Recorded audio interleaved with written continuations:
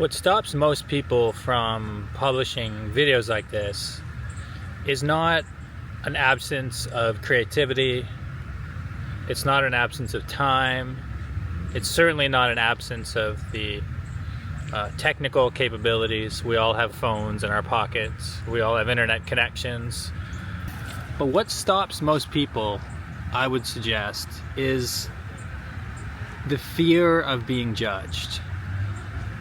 The fear of what strangers will think about you if you take an action like this. And I was talking with someone recently about this topic, and she is someone who is very sensitive, very kind, very artistic, very sweet individual who also has a sensitivity to her.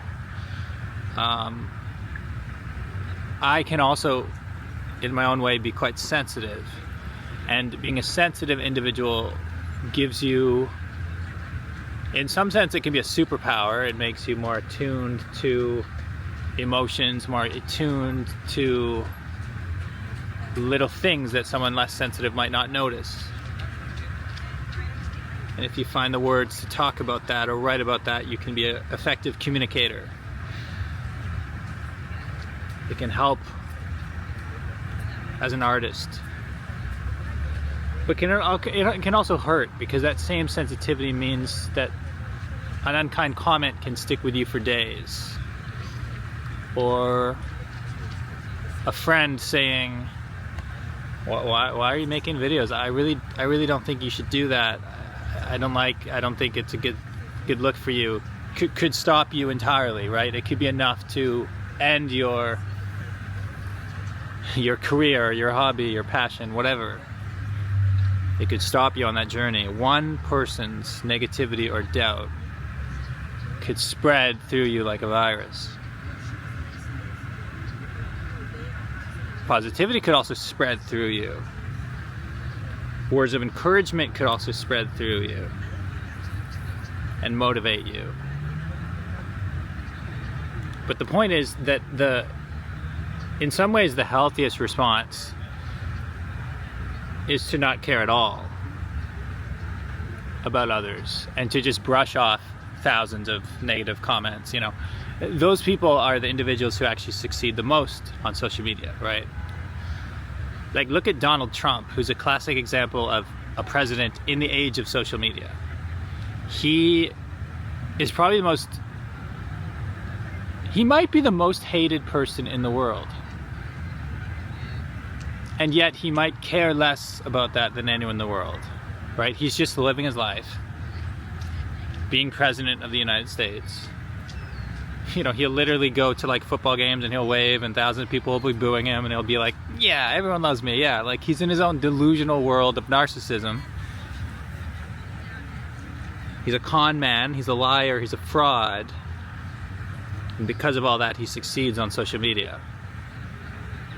Because of that, he has so many followers, so many people who watch, both because they admire him and also because they hate him and they think he's a train wreck. People watch for both reasons. Being a train wreck on social media can get a lot of attention too. But if you're someone who's honest, someone who's sincere, someone who's sensitive, someone who is trying to be a good human being, I would argue that social media is not incentivized for those people to succeed, to exist, to flourish. In fact, quite the contrary. The ease at which strangers from the comfort of their home, covered in Dorito chips or whatever, can just say, she looks fat. He looks stupid. This person has no idea what they're talking about, blah, blah, blah, blah, blah. That can hit those sensitive people. And I'm pointing at myself, but really, thankfully, I've been doing this for enough years that very rarely does anything bother me now. I'm trial through fire. I've burned myself enough that... Well, I both burned myself enough, and I've also realized that the good outweighs the bad. But still, I mean, you know, if you do a controversial video and you get a lot of negativity, the wave that hits you, it's a lot. Even for someone like me who's been making content online for a decade, it's still a lot. And I think that that is a barrier to entry. It's a cost that most people are not willing to pay. And it's failure to pay that cost that stops most people from starting.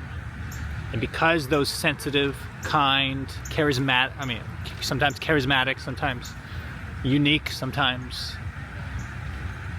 you know, just this wealth of creativity and uniqueness is missing from the internet because people are afraid of being judged for being different or silly or stupid or whatever, just racist, sexist, homophobic, like all that stuff. It's tough for those people as well.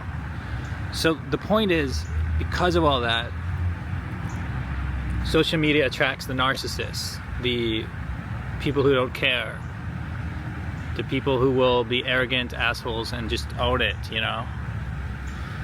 And you could say, on the one hand, people just have to toughen up. But I would actually encourage you to do something else. Don't toughen up. Keep that sensitivity, because it can be a superpower. Keep yourself the way you are. But share yourself online anyway. If only to help tilt the scale here. Because we have all of this energy from the negative, bad people who social media is incentivized for. And all the good people are just staying silent because they're like, I don't want to deal with this. The internet's a big toxic wasteland. But the point is, the internet is becoming an increasingly big part of the real world. And it's affecting elections. It's affecting how young people see society. And I feel like it's getting worse and worse.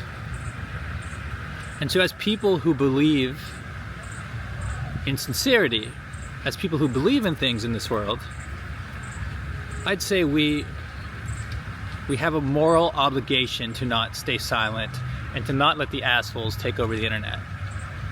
To actually speak up, despite the hate, despite everything. To just continue. And hopefully, collectively, we can make a difference. Because it's rough out there. I don't know if you've noticed, the internet, it's more toxic than perhaps ever before. But it doesn't have to be. I think we can turn this ship around.